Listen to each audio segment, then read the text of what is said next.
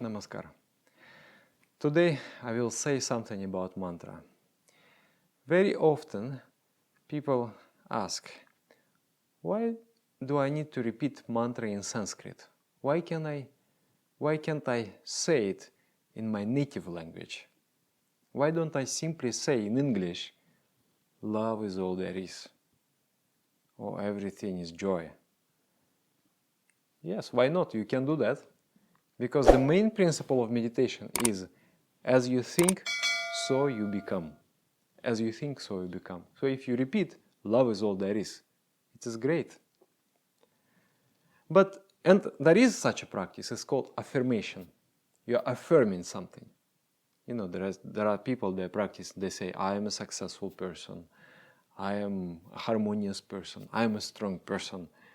And that has its results. But mantra is also a kind of affirmation, is kind of self-suggestion. But it is wider and deeper than that. If you think the ideas we are trying to grasp, they're really somewhat beyond the scope of our experience. We are meditating upon infinite universal love, or bliss, or absolute peace. These ideas, they are beyond our experience. And to grasp them just simply on the intellectual level, it is difficult. So there is an auxiliary tool for that, developed by the ancient yogis. And it is the tool of sound. The sound has a profound effect on our mind state. Now, even just recently I read one article about scientific research. The scientists, they found out that there is, can you imagine? It was very surprising for me. They found out that there is a connection between name and how the person looks like. And now they're teaching the neural network, artificial intelligence, to find out which name is this person most likely to have. Huh? Can you believe it? Because the sound is the subtlest vibration. When we hear some sound all the time, it molds the state of our mind in a certain way. So definitely, if you repeat a certain sound all the time, like mantra, there will be effect of it. When I started to practice meditation, why did I got such a faith in this practice? Because when I started, it was year 1996, and Russia was just opened to the world, to the new information, and yoga and meditation became available. Actually, it was hardly available. Somehow I managed to find. I was so eager to learn meditation. And I asked my friends, I say, how to meditate? They said, just you sit in this posture and you repeat mantra, Baba Nam Kevalam, universal mantra, and you try to feel bliss. Try to grasp the idea of bliss. Actually, I don't remember now whether they told me the meaning of mantra or not. Just I remember they told me the mantra. So I came home, I sat, and I started to repeat mantra. Whatever I could concentrate.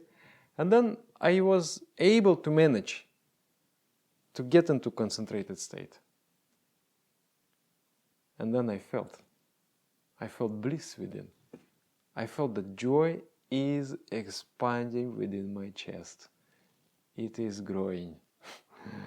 It was amazing. I never felt anything like that. Then I thought, wow, this is really working. This is really does work. It really does work. Because I didn't watch any video, I didn't read any literature. It just, I felt it within. So, I'm firmly convinced, and this experience and many more other experiences convinced me about the effect of the sound. Many times I did this experimentation with people. I am often giving lectures, traveling to different cities. And before starting the lecture, I would say, now I'm going to sing the mantra. I'm not going to tell you the meaning of the mantra. You just listen to it and try to feel, how is it? Just let your intuition go, let your feeling, let your perception go. And you perceive without any preconception. And then you will tell me, what is it? Then I will ask, oh, we felt vast space. We felt lightness. We felt joy. We felt peace. And then I will say, yes, the meaning of the mantra is supreme consciousness, which is bliss, which is peace, which is love, is all there is. And then I would start with my lecture. Many times I have repeated the same experimentation and always the same results. So, sound, ancient yogis, they designed this special sound. Ancient yogis in different eras. Some mantras are very ancient, some are younger. But they were produced by saints, realized masters. They would give out the vibration that would change the world. They changed the minds. And Sanskrit is a special language.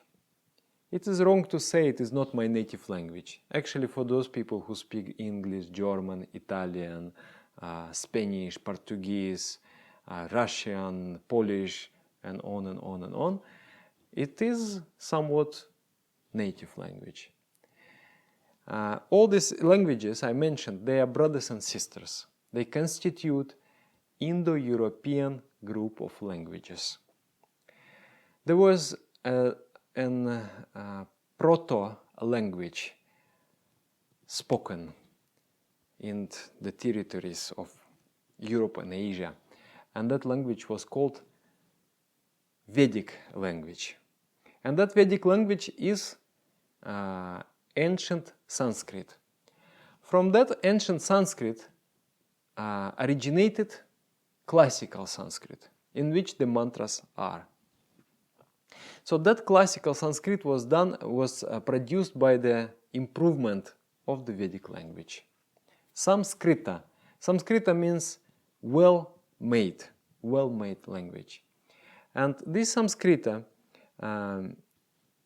there will be a course on biopsychology, and I will explain there. Our body and mind contains 50 propensities, tendencies of the mind.